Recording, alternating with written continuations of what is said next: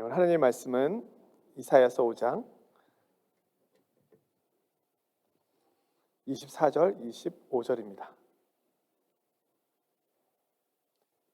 이사야서 5장 24절, 25절 말씀 교독하겠습니다. 제가 24절 읽고요. 우리 성도님들께서 25절 읽어주시면 되겠습니다. 이로 말미암아 불꽃이 구루터기를 삼킴같이 마른 풀이 풀 속에 떨어짐같이 그들의 뿌리가 썩겠고 꽃이 티끌처럼 날리리니 그들이 만군의 여호와의 율법을 버리며 이스라엘의 거룩하신 이의 말씀을 멸시하였습니다. 백성에게 노를 바라시고 그들 위에 손을 들어 그들을 치신지라. 산들은 진동하며 그들의 시체는 거리 가운데에 분토같이 되어도다. 그럴지라도 너가 돌아서지 아니하였고 그의 손이 여전히 펼쳐져 있느니라. 아멘. 구약 성경에 보면 하나님께서 인류를 향하여 던지신 첫 번째 질문이 나옵니다. 혹시 뭔지 기억하시나요? 아담아, 내가 어디 있느냐? 두 번째 질문이 있습니다. 기억하시나요? 가인아, 내 아우 아벨이 어디 있느냐? 이 질문은 둘 다 어디 있느냐이지만 사실은 하나님께서 어디 있는지 모르셔서 묻는 질문이 아니죠. 다시 한번 그 질문을 해석해 보면 무엇을 하였느냐입니다. 그러니까 하나님께서 인류를 향하여 던지신 첫 번째 질문이 무엇을 하였느냐. 다른 말로 표현하면 왜 그렇게 했느냐입니다. 무엇을이라기보다는 왜라고 하는 것이 맞겠죠. 아담아, 네가 왜 거기에 숨어 있느냐? 가인아, 왜 아벨에게 그렇게 하였느냐?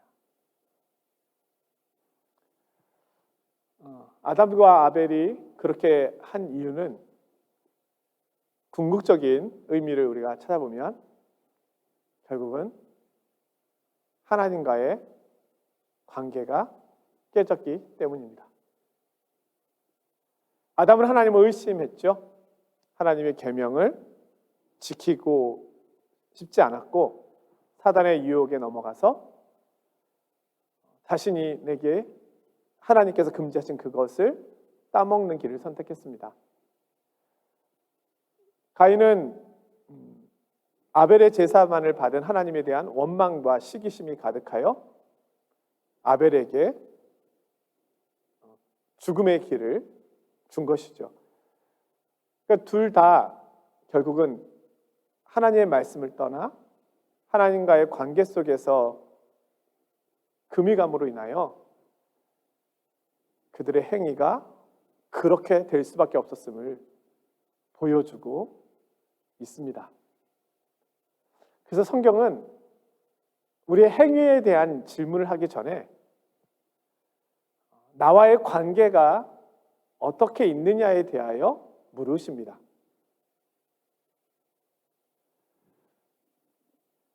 신약 성경에 보면 집을 나간 탕자 이야기가 나오는데요. 누가복음 15장에 나오죠. 탕자가 집을 떠나서 아버지의 재산을 받아가지고 될 수 있는 한 멀리 아버지께로부터 벗어나서 외국으로 가서 삽니다. 그런데 돈도 다 탕진되고 이제는 먹을 것이 없는 상황까지 다다르게 되었습니다. 도대체 그는 왜 거기 있는 것일까요? 그때 그가 곰곰이 생각해 보죠. 우리 아버지 집에는 풍족한 일꾼이 얼마나 많은가? 우리 아버지 집에는 일꾼도 풍족한데 나는 왜 여기 있는가? 나는 무엇을 하고 있는가?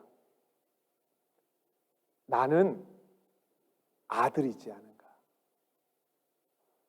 아들이 왜 이렇게 되었는가? 이에 일어나 돌이켜서 아버지께로 돌아가니라. 우리는 그것을 회개라고 말합니다. 오늘 이스라엘 백성들의 문제는 행위의 문제로 사실은 기록되어 있습니다. 우리가 이사야서 5장을 통해서 몇 주간에 걸쳐서 이 금요기도 시간에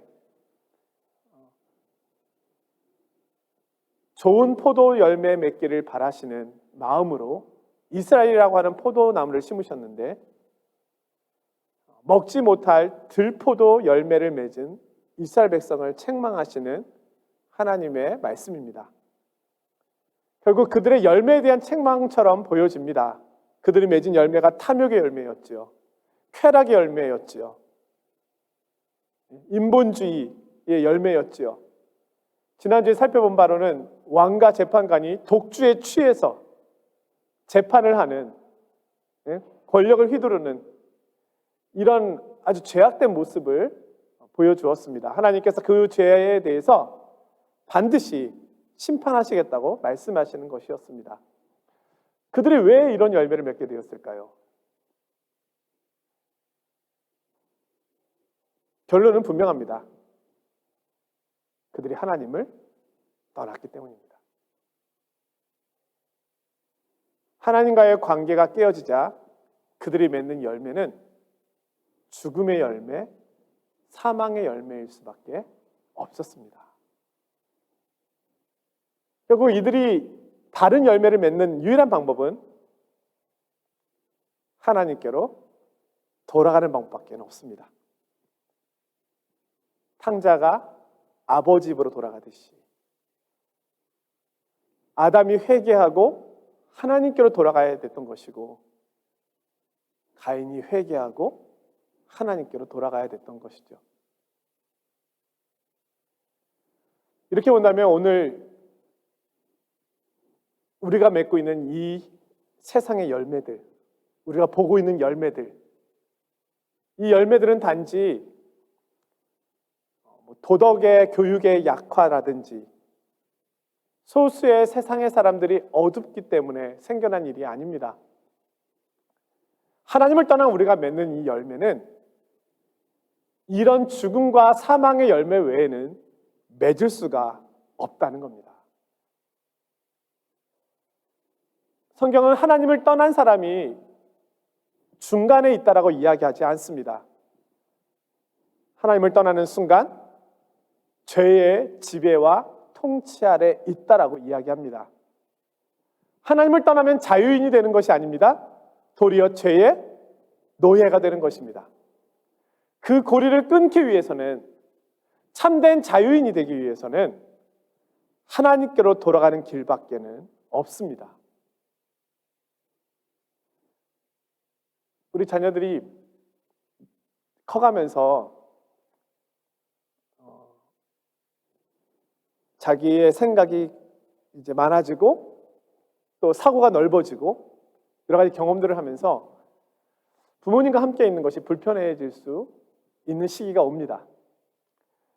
그것을 우리는 이제 컸다, 성장했다라고 좋은 표현으로 할 수가 있겠죠.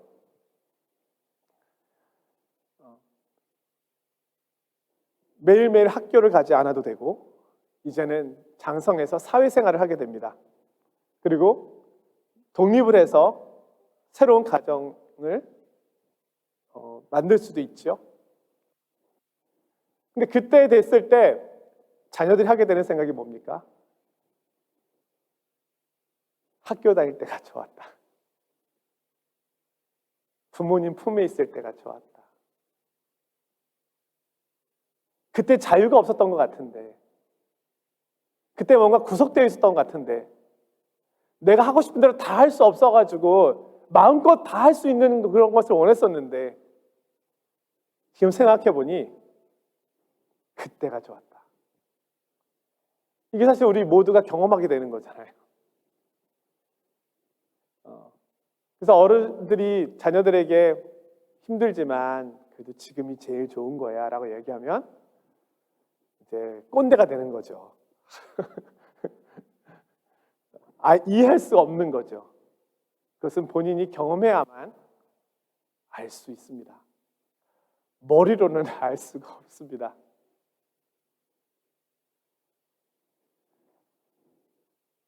우리가 하나님 안에 있을 때 그때가 가장 자유로운 것입니다. 이스라엘 백성들이 가나안 땅에 가기 위해서는 이집트로부터 나와야만 했습니다. 근데 이집트에 있을 때 그들이 종으로 있었습니다. 노예로 있었습니다. 근데 이제 홍해를 건너는 순간 그들은 이제 자유인이 되었습니다. 근데 이들이 노예 때를 그리워합니다. 이제는 하나님 안에 거하게 되었습니다. 하나님의 백성이 되었습니다. 하나님 약속하신 곳으로 갑니다. 그런데 그들의 마음이 바뀌었습니다. 도리어 노예 때, 노예로 있을 때 바로가 내려주는 고기와 바로가 먹여주는 음식을 먹을 때가 좋았다는 겁니다. 왜냐하면 이들은 하나님이 주신 자유를 사용할 만큼의 여력이 없었습니다. 훈련되지 않았거든요. 그래서 하나님이 주신 그 자유의 품이 불편하게 여겨진 거예요. 하지만 노예가 편한 건 아니잖아요. 노예는 기계적인 삶이잖아요. 태어나서 죽을 때까지 그냥 그 안에 속해서 다른 생각하지 않고 그냥 그렇게 살아가는 거잖아요. 그럼 하나님의 백성은요, 가나안 땅이라고 하는 꿈을 꾸게 되었잖아요. 목표가 생겼잖아요. 그 목표를 위해서 계속해서 나가야 됐잖아요. 이게 불편했던 거예요. 안 해봤거든요. 근데 그게 진정한 자유고 그게 진정한 기쁨이고 그게 진정한 삶의 목표였는데 말이죠. 오늘 이스라엘 백성들에게 하나님이 부여하신 것은 참된 자유였습니다. 하나님을 마음껏 섬길 수 있는 자유를 주셨고 하나님을 마음껏 예배할 수 있는 자유를 주셨고 하나님과의 관계가 마음껏 회복될 수 있도록 기회를 주셨습니다. 그런데 이스라엘 백성들이 그 자유를 감당하지 못했습니다. 그 자유를 하나님을 떠나는 데 썼고 우상들을 섬기는 데 썼고 악을 행하는 데 썼으며 세상 사람들이 누리는 것을 아니 그것보다 더한 것을 누리는 것으로 그들이 사용했습니다. 결국 하나님께서는 이들을 돌이키셔야만 했습니다. 어떻게 하면 이들이 다시 하나님께로 돌아올 수 있을까요? 어떻게 하면 이들이 죄의 마음과 죄의 생각과 죄의 습관과 죄의 행동들을 버리고 하나님이 주시는 참된 자유와 은혜와 하나님과의 관계 회복의 자리로 돌아올 수 있을까요? 그것은 징계였습니다. 우리 힘으로 돌아갈 수 있으면 좋겠지만 죄의 힘은 강력합니다. 죽음의 자리까지 끌고 가거든요. 죄의 삭시 사망이잖아요. 결국 하나님이 우리를 돌이키기 위해서 사용하시는 방법은 죽음의 자리로 우리를 이끌어 가시는 겁니다. 그래야 거기서 죄와 은혜의 최종적인 싸움이 일어나거든요. 내가 죽음의 자리로 가지 않으면 죄의 실체를 볼 수가 없습니다. 내가 죽음의 자리에 이르지 않으면 하나님 앞에 내 생명에 대한 구원을 갈구할 수가 없습니다. 근데 사실 거기가 은혜의 자리였습니다.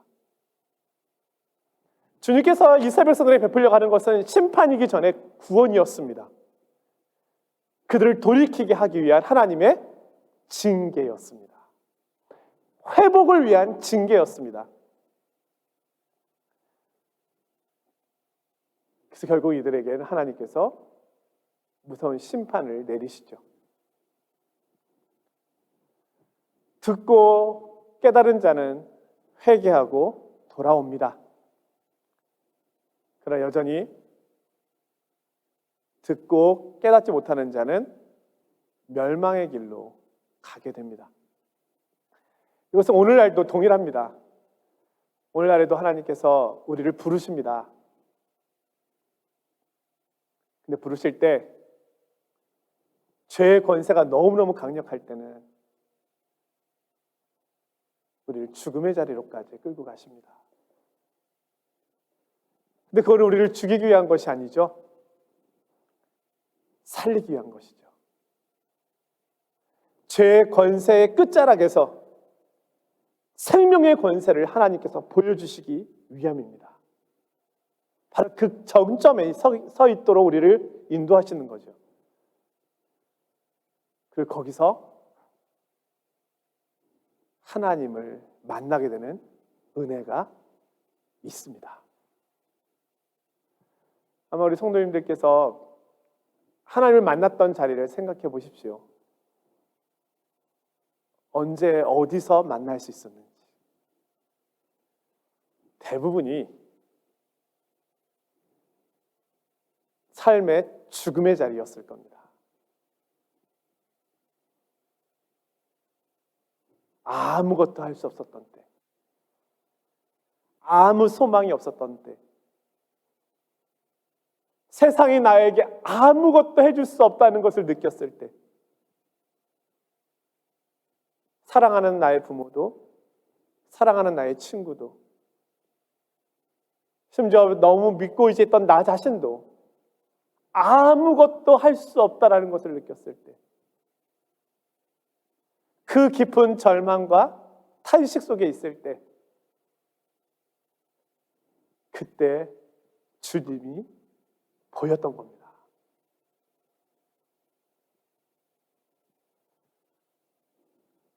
하나님께서 우리를 향한 생각은 재앙이 아니고 평안입니다. 장래와 미래에 소망을 주시려는 것입니다. 그러하기에 죽음의 자리 또한 역설적이게도 생명의 자리가 되는 것입니다.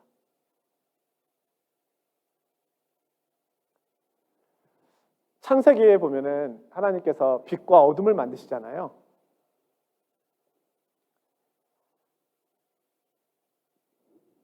이제 요한복음과 창세기의 차이점을 이야기할 때, 왜냐면 요한복음도 창세기에 비슷한 점을 가지고 있잖아요. 태초에 말씀이 계시니라 이렇게 시작하고, 창세기선 태초에 하나님이 천지를 창조하시니라. 태초에라고 하는 태초의 시간 속에서 그 내용을 다루고 있잖아요. 요한복음은 빛과 어둠을 대조적으로 다루고 있는 반면에 창세기에서 빛과 어둠은 대조적이라기보다는 같은 하나님의 창조 속에 공존하고 있는 것을 보게 됩니다. 그래서 어떤 학자는 말하기를 창세기에서 빛과 어둠은 우리가 알고 있는 어둠이 아니라는 거 이야기를 하는 거예요. 바꾸어 얘기하면 빛을 나타내기 위한 어둠. 어둠이 있어야 빛을 알 수 있잖아요. 빛을 빛나게 하는 어둠? 역설적이게도. 그런 의미에서 그것은 악이라고 이야기하지는 않습니다.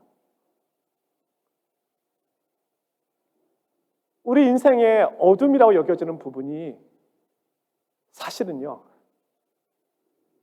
빛을 빛나게 하는 어둠일 수 있다는 거예요. 세상에서는 어둠은 어둠입니다. 그러나 그리스도인에게 있어서 어둠은 그렇지 않습니다. 욥기서에 보면 그 내용이 조금 더 분명해지는데요. 욥기서에 보면은 밤중에 노래하게 하시는 하나님이라고 하는 고백이 나오거든요. 그 노래가 밤중에 불려집니다. 인생의 절망 속에, 인생의 탄식 속에, 인생의 슬픔 속에 하나님께 드려지는 찬양이 나온다는 거예요. 어떻게 보면 그게 욥기서의 주제라고 할 수도 있죠. 밤중에 노래하게 하시는 하나님.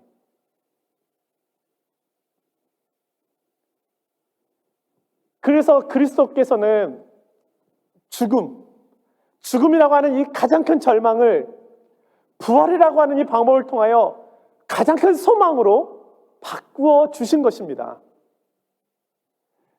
그리스도께서 죽음은 절망이 아니에요. 우리에게는 절망이었던 것이죠. 그러나 그 절망 자체가 부활의 참 소망을 낳기 위한, 생명을 낳기 위한 과정이었다는 것이죠. 죽음을 생명으로 바꿔주심으로 더 이상 죽음이 존재하지 않게 하신 것이 구원의 능력입니다. 그래서 그리스도인에게는 죽음이 없는 거예요. 절망이 없다는 거예요. 이것이 부활의 소망입니다. 그리스도인에게 있는 특권은 밤중에도 노래할 수 있는 것이고, 절망 속에서도 소망을 바라볼 수 있다는 것이고, 죽음 가운데서도 부활의 영광을 바라볼 수 있다는 데 있습니다.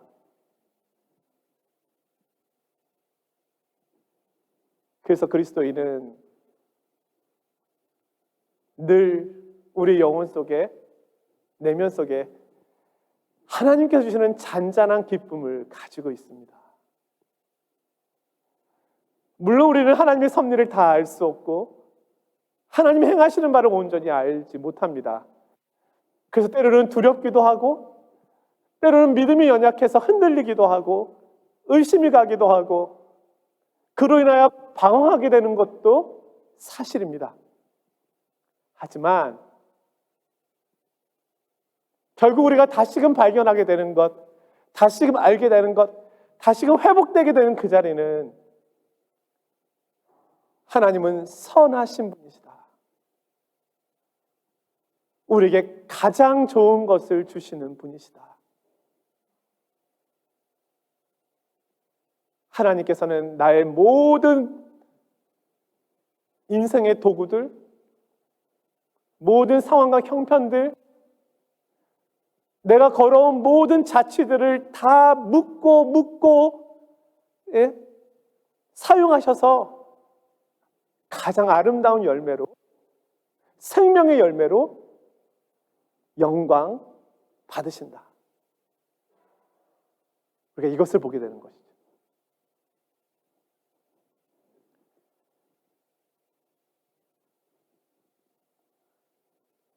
오늘 이스라엘 백성들은 하나님의 징계를 앞에 두고 있습니다. 그리고 우리가 알고 있듯이 이스라엘은 무시무시한 징계를 받습니다. 그러나 이 징계 뒤에 하나님의 놀라운 구원의 약속과 은혜의 약속이 있습니다. 하나님께서는 결국 구원을 위한 징계라고 말씀 주는 것이고, 이 사망과 죽음의 자리에서 영원한 생명의 빛을 볼 수 있고 소망할 수 있도록 또 다른 기회를 주시는 징계로서 이 징계를 사용하십니다. 그렇다면 오늘 우리에게 있는 어두움은 어두움일까요? 내게 있는 인생에 대한 막막함은 과연 막막함일까요? 하나님이 우리를 프랑스에 보내시고 우리 인생에 계획도 없었던, 어떤 이들은 부모님에 의하여, 어떤 경우는 사업의 이유로, 여러 다양한 이유로 인해서 이곳에 살아가게 하시고, 이곳에 생활하게 하시고, 이곳에서 열매를 맺게 하시고, 또 힘겨운 학업을 하게 하시고,